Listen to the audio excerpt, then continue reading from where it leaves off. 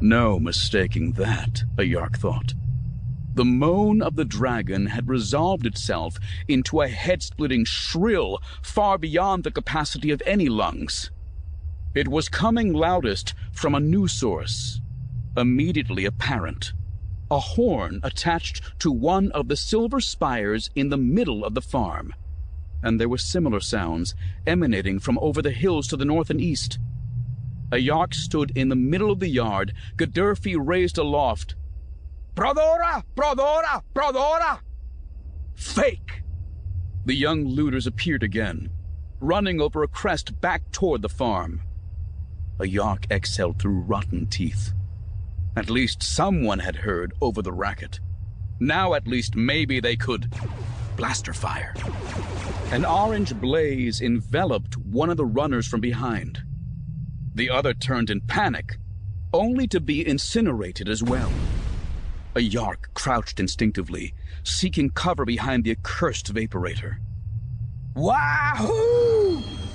A metallic wave, copper and green, swept over the dune. The Yark recognized it right away. It was the land speeder that had haunted them before at the Toll Rock. And now, as then, several settler youths clustered in its open interior, hooting and firing wildly. A Yark darted behind a second vaporator, suddenly more confident. There was no dragon, only settlers. The Tuskens could be rallied against them if they stood true. But they weren't standing. One fled toward the nothingness of the east, and a Yark could see two more land speeders racing after him.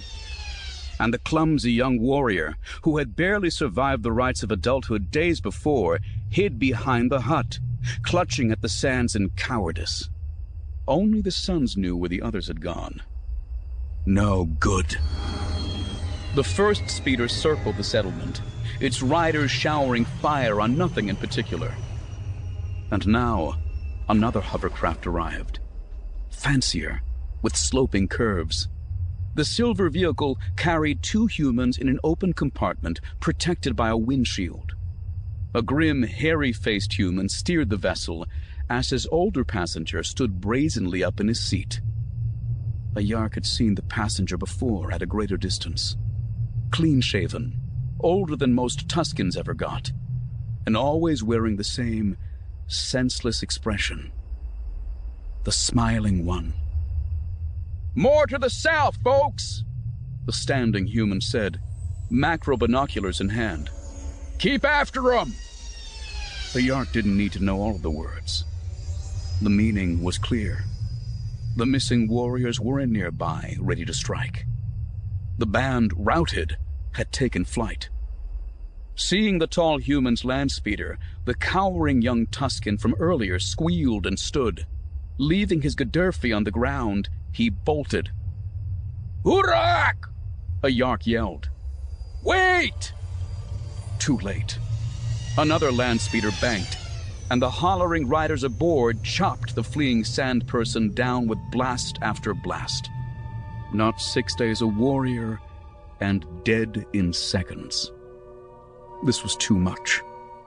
A Yark rose, weapon in hand, and dashed behind the hut, away from where the laughing settlers, aware only of their killing, could see. Ragged fabric flew as the warrior tumbled over a dune into a dusty ravine. Another dune followed, and another. At last, a Yark fell to the ground, gasping. 3 had been lost, maybe more, and the Sand People couldn't afford to lose anyone. Worse, they'd lost to settlers using a low trick no Tusken 4 years earlier would have fallen for. The settlers would know now. The mighty Tuskens were not what they once were. Struggling to stand, a Yark looked down at the ground. The elder shadow lengthened. Like the older brother-son, the band had struck and failed. It was time for the Tuskens to hide again.